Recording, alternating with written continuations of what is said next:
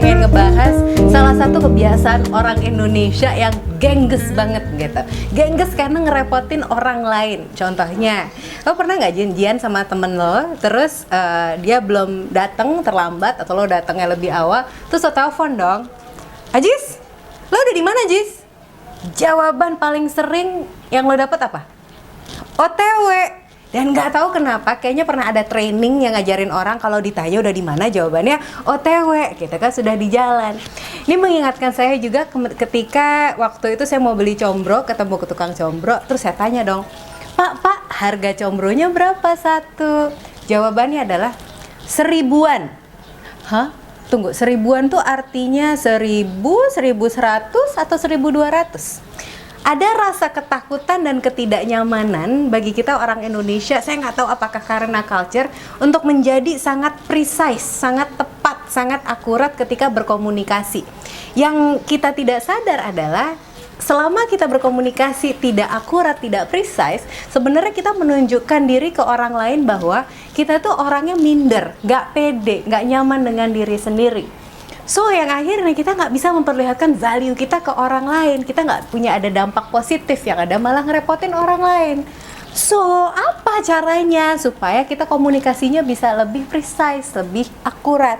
Yang pertama, selalu gunakan data. Jadi, kalau orang nanya, laporannya nanti akan dikirim jam berapa? Jangan jawab sorean, besok ya, atau minggu depan. Kasih waktunya, be precise. Nanti sore jam 5 paling telat. Minggu depan hari Selasa paling telat jam 12. That's precise, that's data, ya. Yang kedua, data saja terkadang nggak cukup karena belum ada maknanya. Contoh, kalau Anda bilang, bisnis gue untung 10 juta loh bulan ini. Data. Tapi nggak ada maknanya karena gue nggak tahu 10 juta itu bagus atau jelek. Beda ketika lo bilang, gue untung 10 juta loh dan ini naik 30% dari bulan lalu. So that's great. Tambahin lagi. Berarti lo tahu 10 juta itu bagus karena sudah ada kenaikan. Dikuatkan lagi ketika data dan informasi ini bisa menjadi knowledge yang bermakna untuk orang lain. Contohnya, gue untung 10 juta loh, naik 30% dari bulan lalu. Dan ini bagus banget, karena selama 1 tahun terakhir, kenaikan tertinggi per bulan itu hanya 10%. Jadi untuk naik 30% tuh bagus banget.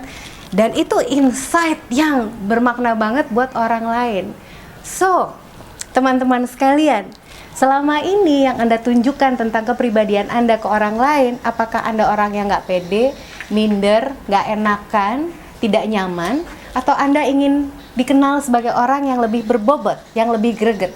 Coba deh, perhatikan gaya komunikasi kamu selama ini. Selama ini setiap kamu ngobrol sama orang, yang mana kamu sering masih ngawang-ngawang dan ngambang. Karena kalau gaya komunikasi kamu ngambang, kamu jadi pribadi yang ngambang. Tapi kalau gaya komunikasi kamu greget, kamu jadi pribadi yang greget. Sampai ketemu lagi. Bye.